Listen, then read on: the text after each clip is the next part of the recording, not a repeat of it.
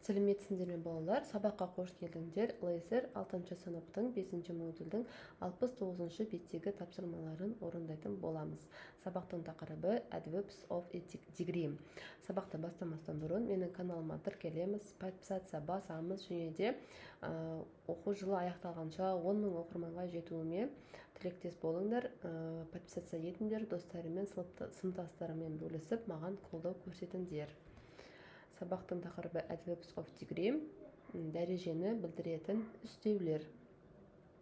Look, қара, мысалдар оқып аударып алайық. 10 years is a very long time. 10 жыл өте ұзақ уақыт. I really like living on the moon. Мен айда тұрғанды шынымен ұнатамын. I'm quite good at science. Мен жаратылыстануда біршама жақсымын. We're almost nearly there. Біз жетейін деп қалдық, немесе біз жақын қалдық. Thank you very much. Үлкен рахмет. You helped me a lot. Сен маған өте көп көмектестің. Use қолданылуы. Қай кезде қолданамыз? We use adverbs of degree to describe how big, small something is, or how much there is of something. Біз дәрежені білдіретін үстеулерді бір нәрсенің қаншалықты үлкен, кіші, немесе қаншалықты көп екенін сипаттау үшін қолданады екен біз.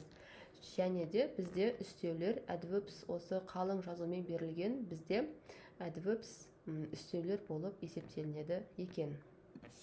Енді осы ережеге байланысты тапсырма орындайтын боламыз. Exercise 1. Rewrite the sentence using the word or phrase in bold. Яғни бізде мұнда сөйлемдерді adverbs қосып жазуымыз қажет. Мысалы, a decade is a long time. Мұнда бізге extremely-ді қосып жазу керек екен. A decade is an extremely long time. 10 жыл өте ұзақ уақыт. That's an old computer. Мұнда бізге really-ді қосып жазу керек. That's a really old computer. Бұл шынымен ескі компьютер. Мен бірден өзім жасаған сөйлемдерді оқып аудара беремін. That's a very interesting question. Бұл өте қызық сұрақ. You're almost an adult. Сен ересек адам болуға жақынсың. Driving a flying car is quite difficult.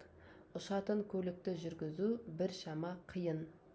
Let's walk quickly to get there in time. Let's walk really quickly to get there in time. Уақытылы жету үшін өте тез жүрейік. I think about the future a lot. Мен болашақ туралы көп ойланамын. It's nearly time for lunch. Түскі ас уақыты жақындап қалды. Бірінші тапсырманың жауаптарын осында жазып қалдырдым, осында жазып аласыңдар. Сабақты соңына дейін қараймыз, тек содан кейін ғана орындаймыз.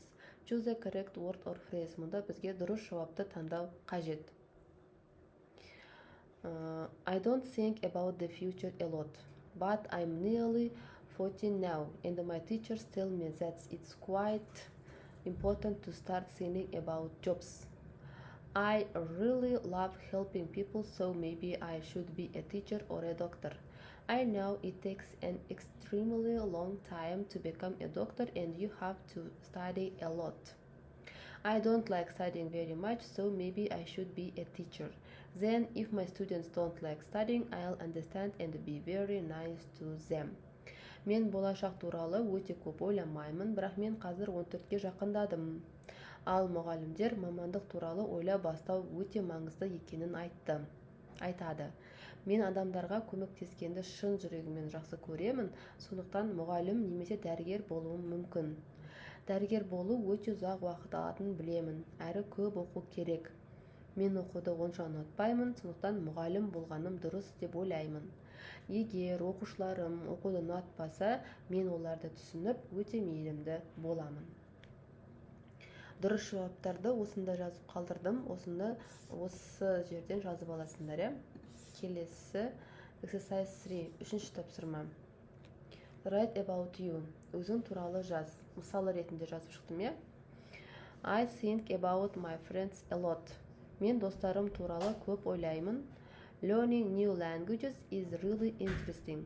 Жаңа тілдер үйрену өте қызық. Maths is quite difficult. Математика бір шама қиын. Using my phone is very easy. Телефон қолдану өте оңай. I really like listening to music. Мен музыка тыңдағанды өте жақсы көремін. My family is extremely important to me. Мен үшін менің отбасым өте маңызды. I love my mother very much. Мен анамды өте қатты жақсы көремін. My teacher helped me a lot recently. Жақында мұғалімім маған көп көмектесті. Дұрыс жауаптарды мына бетте жазып қалдырдым, осы жерден көшіріп аламыз. Осымен біздің 69-шы беттегі тапсырмамыз аяқталды. Келесі сабақта кездескенше сау болыңдар. Сендерге сабақта барлығы түсінікті болды деген ойдамын. Достарымен, сыныптастарымен бөлісіп, мені қолдап, жүрекшені басып қойыңдар.